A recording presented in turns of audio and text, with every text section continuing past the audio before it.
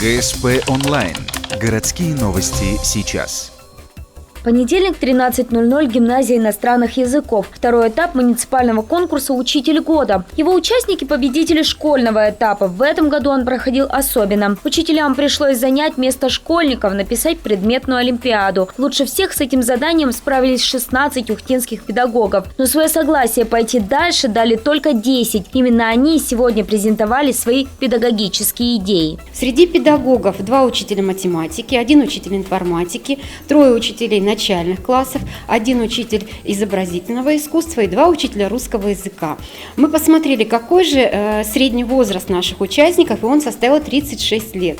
Этот этап не ограничивается презентацией. После теоретической части практика. Уже 25 октября у участников начнутся открытые уроки, на которых они продемонстрируют ту самую педагогическую идею в деле. Третий этап стартует в начале ноября. Попавшие в финал будут проводить мастер-классы. Его победитель представит Ухту на республиканском конкурсе.